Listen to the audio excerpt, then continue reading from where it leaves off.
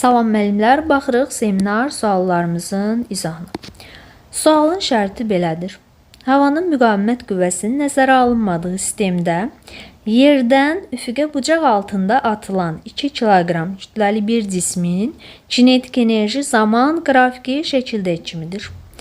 Buna görə qrafikdə verilən Y qiymətini tapın. Yəni kinetik enerjinin başlanğıc qiyməti və yaxud da tam enerjini biz burada tapmalıyıq. Məsələ nədir? Qrafikə əsasən deyə bilərik burada. Cisim maksimal hündürlüyə 3 saniyədə çatıb. Yəni bu cismin qalxma müddəti 3 saniyədir. Maksimal hündürlüyə qalxma müddəti 3 saniyədir. 6 saniyə cismin havada qalma müddəti olacaq. Baxın, məsələ burada belədir. Üfüqə bucaq altında atılan cisimlərin hərəkətində maksimal hündürlükdəki sürətin üfüqi toplananının qiymətidir. Vx. Və qeyd edirik, sürətin üfüqi toplananının qiyməti dəyişmir. 1600 joule qeyd olunub burada.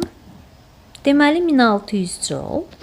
Dediyimiz qaydalara əsasən kinetik enerjinin minimal qiyməti olacaq. Yaza bilərik buradan Y kinetik minimal bərabər 1600. Sonra qalxma müddətinin 3 saniyə olduğunu təyin elədikdən sonra cismin atıldığı anda sürətinin şaquli toplananının 30 metr/saniyə olduğunu yaza bilərik. Potensial enerjinin maksimum qiymət düsturu necədir? Yəni üfüqə bucaq altında atılan cisimlərin hərəkətində maksimal hündürlükdə təyin eləyəndə potensial enerjinin maksimum qiymət düsturu 2-də m v0 y-in kvadratı. O zaman müəllimlər 2-lər ixtisar gedir, yəni kütlə 2 kiloqramdır. 300-ün kvadratı olur 900. Biz buradan cismin atıldığı anda kinetik enerjinin başlanğıc qiymətini və yaxud da tam enerjinin qiymətini təyin eləyə bilməyimiz üçün yazırıq. Y tam bərabər Y kinetik minimal plus Y potensial maksimal. Deməli, tam enerjinin qiyməti olur 2500 joule. Başqa bir üsulla da tapa bilərik.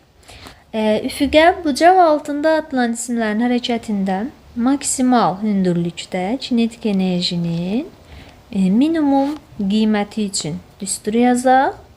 Olur belə. Y kinetik minimum bərabər 2-də m və x-in kvadratı. Deməli, 1600 bərabər kütlə 2.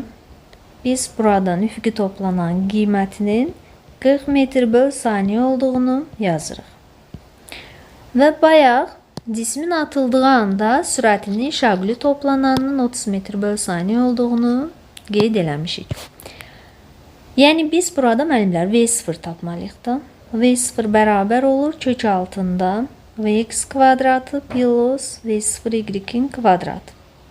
V0'ımız olacaq 50 metr/saniyə. Yəni tam enerjini tapanda 2-də m v0 kvadrat. Bu formada hesablayırıq. Kütlə 2, 50'nin kvadratı 2500 və buradan sualımızın düzgün cavabı olur 2500. Hər iki üsulla yazaq. Hansı sizə daha rahat olsa həmin üsulu qeyd eləyərsiniz. Sonra növbəti sualımız. Sualın şərti belədir. Koordinat zaman qrafiki şəkildə kimi olan cisim bərabər yavaşayan hərəkət eləyərək 2 saniyədə dayanır. Buna görə cismin 1 saniyədə neçə metr yer dəyişmə icra etdiyini tapmalıyıq. Gəlin belə deyək. Cisim x oxunun əksi istiqamətində bərabər yavaşayan hərəkət edir. Koordinat tənliyini qeyd eləsəm, olacaq x bərabər v0t minus 2-də at-nin kvadratı. Bu belə.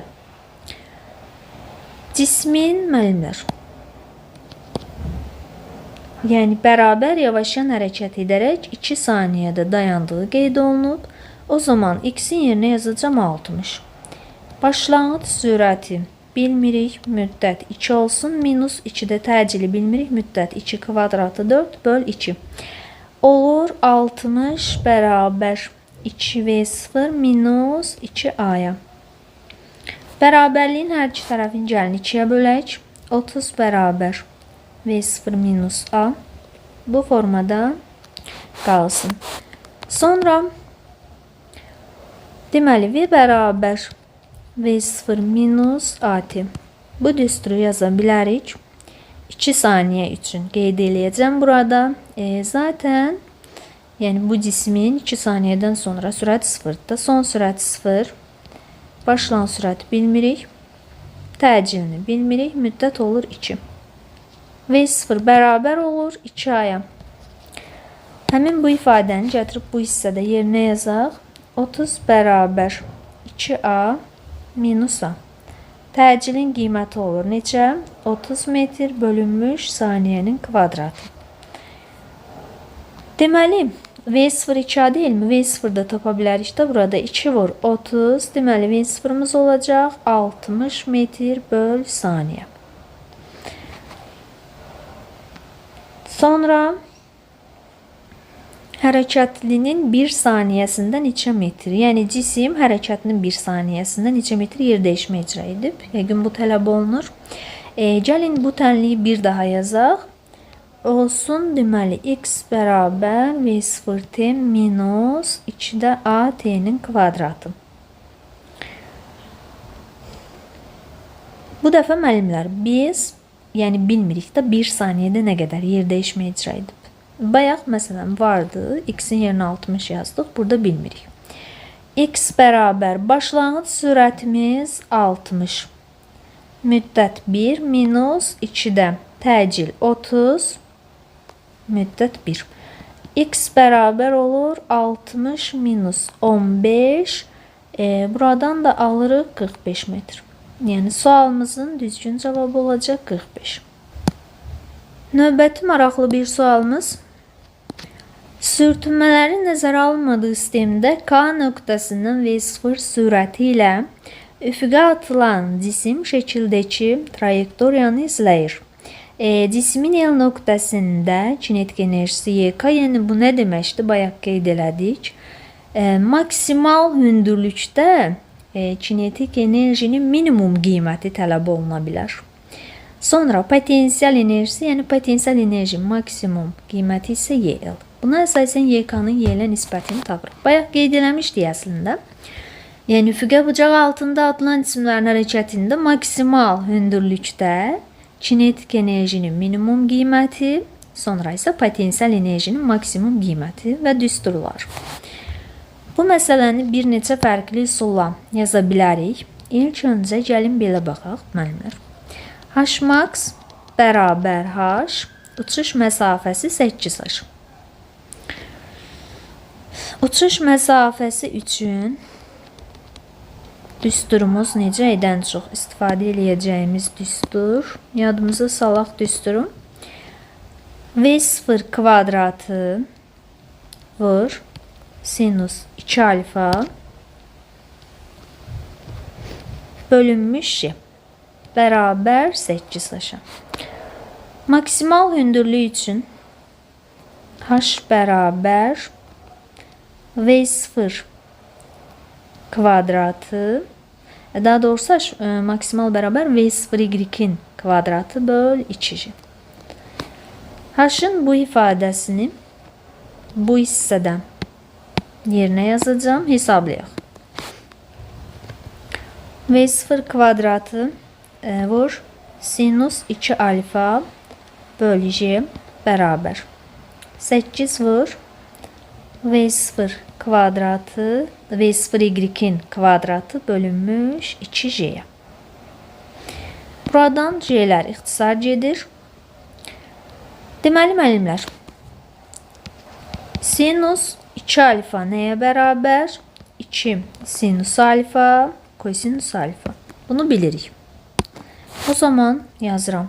V0 kvadratı vur 2 sinüs alfa kosinüs alfa beraber 8 vur V0 y'in kvadratı V0 kvadratı vur sinüs kvadratı alfa.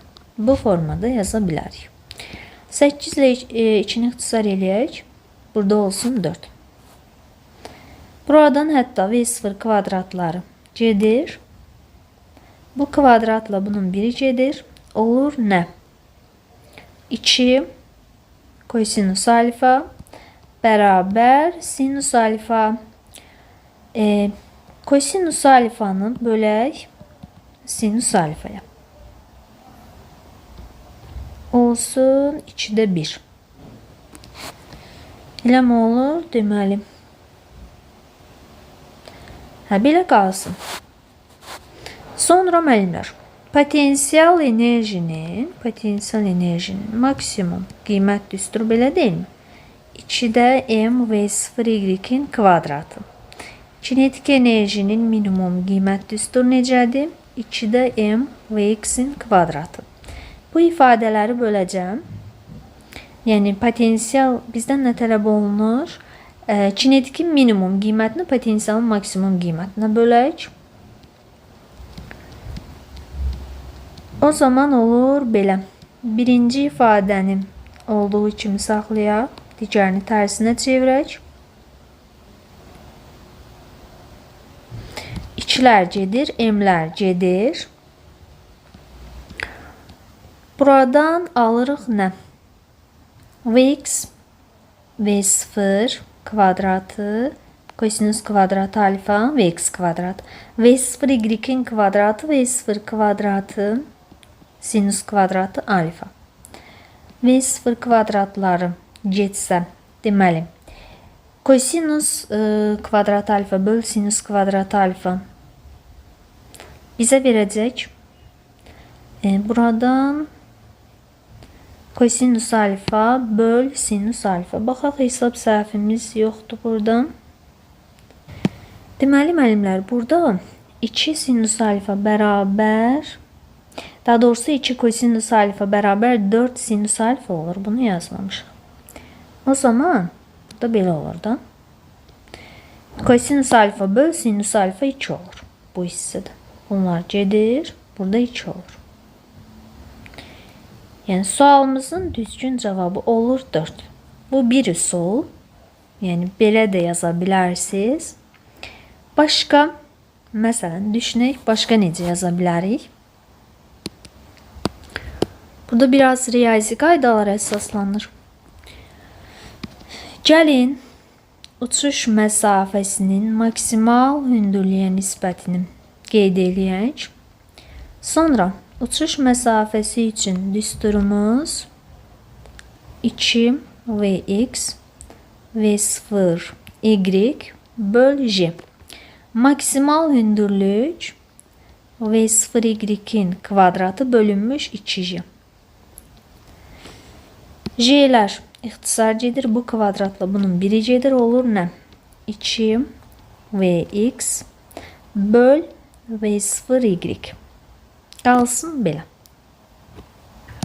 Və burada bir dənə də 2'miz var. Elə birbaşa 4 yaza bilərik də bu hissəni. 4 vx bölünmüş v0 y. Sonra YK-nı Y-lə nisbətində nə yazırıq? Yəni kinetik enerjinin minimum qiymətinin potensial enerjinin maksimum qiymətinə nisbətində. Bayaqçı qayda m vx kvadratı böl 2. Digər kəsri tərsinə çevirək. 2'də m v0 y'in kvadratı. Buradan 2'lər gedir, m'lər gedir. Olur vx kvadratı böl v0 y'in kvadratı. İndi biz burada almışıq belə. Gəlin bu birinci ifadədə uçuş məsafəsinin qiyməti 8h. Bu hissəyə 8h yazaq. Maksimal hündürlüyün qiyməti h. Buraya isə h yazaq. bunlar ixtisar gedir. Yəni belə alırıq da. 8 bərabər 4 Vx böl V0y. Deməli, Vx böl V0y olur 2. Yəni cavabımız olur 4. Bizdən tələb olunan nədir? Vx kvadrat böl V0y-in kvadratı.